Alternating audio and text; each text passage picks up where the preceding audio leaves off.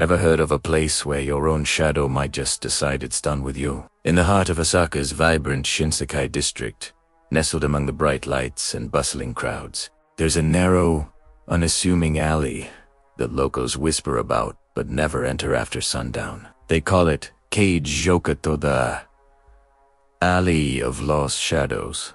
It's a place where the laws of physics seem to bend, where disembodied footsteps echo on empty cobblestones, and where shadows, well, they have a mind of their own. Our story tonight is about a young man named Takumi. Like many of us, he was just trying to get home after a long night out with friends. He'd had a great time, lost track of the hours, and as fate would have it, missed the last train. Stranded and tired, he looked at his map. His apartment wasn't too far, but the quickest route was a shortcut he'd always been warned against. A path that cuts straight through Kajuki. It's just an old superstition, he probably thought to himself, shaking his head with a tired smile. What's the worst that could happen? So, with a shrug, Takumi stepped into the alley. The sudden quiet was jarring. The raucous energy of Shinsekai was instantly muffled, replaced by a low hum from the flickering neon signs above. The air was thick with a lingering scent of old grease and damp concrete. It wasn't exactly inviting, but it was just an alley. Or, so he thought. He walked, his footsteps the only sound, the neon lights casting long, dancing shadows that stretched and shrank with every flicker. He was about halfway through when a strange feeling prickled the back of his neck, the kind of feeling you get when you know you're being watched. He stopped and looked around. Nothing. Just empty trash cans and graffiti-covered walls. But when he looked down, his heart hammered against his ribs. His shadow, the dark silhouette that should have been tethered to his feet, was ... wrong. It wasn't mimicking his posture. He was standing perfectly still, but his shadow was contorting, twisting itself into unnatural shapes on the grimy pavement. Takumi took a cautious step back. The shadow didn't follow. Instead, it seemed to stretch, its edges sharpening, its form elongating as if it were trying to stand up on its own. He blinked, rubbing his eyes.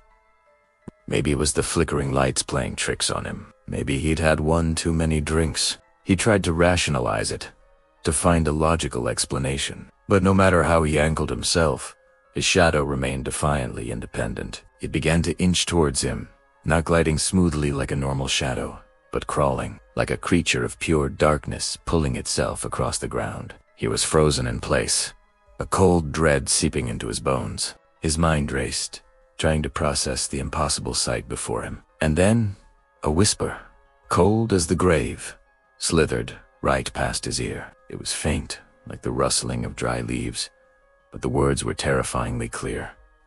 Stay ... forever ... Goats, that was it. The thread of his courage snapped. Pure, primal panic took over. Takumi turned and ran. He didn't look back, just sprinted towards the distant glow of the main street. But the alley seemed to fight him.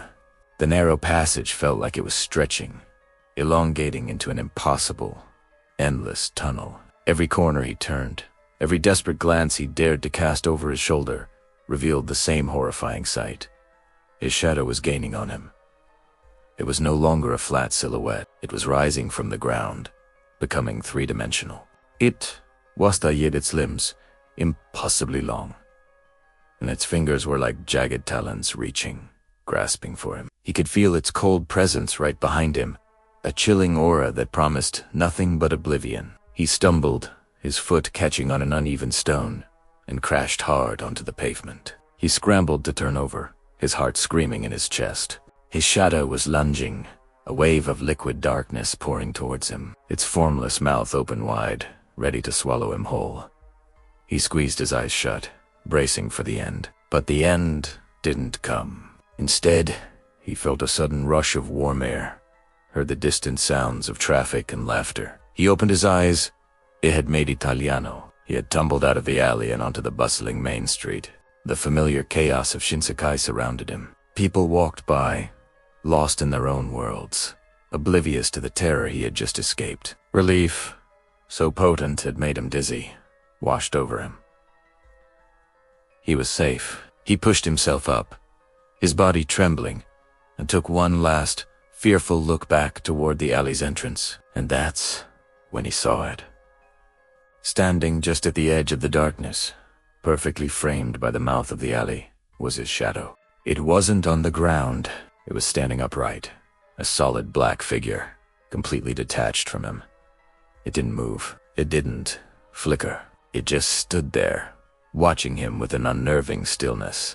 For a moment, their gazes met the man and the shadow he had lost. Then, a group of laughing tourists walked between them, and when they passed, the shadow was gone. The next morning, Takumi's friends tried to call him. His phone went straight to voicemail. Worried, they went to his apartment. They found the door unlocked, the lights on, and a half-eaten bowl of ramen on the table. But Takumi was gone. He had vanished without a trace. The police investigated, but there were no signs of a struggle, no leads, nothing. It was as if he had simply ceased to exist. Dion Liclue, if you could even call it that, was found back in Kage Yokocho. Burned onto the brick wall, right where Takumi had fallen, was a new, permanent mark. A shadow. A twisted, jagged silhouette of a man in a moment of sheer terror. Its form seared into the very stone of the alley. It looked like someone's shadow had simply gotten up and walked away, leaving its owner behind. The whispers about Kage Yokocho grew louder after that.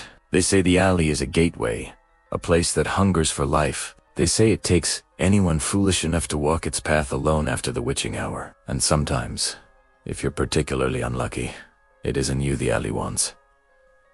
It's your shadow. It takes your shadow and lets it walk free in the world, while you take its place, forever etched into the walls of the Alley of Lost Shadows. So, if you ever find yourself in Osaka, and you see a shortcut that looks a little too dark, a little too quiet, maybe it's best to take the long way home. You never know what might be following you, or what you might leave behind. Thanks for joining me on this chilling journey tonight. If you enjoyed this story, don't forget to hit that like button, and subscribe for more tales from the shadows. Stay safe out there. And always watch your back.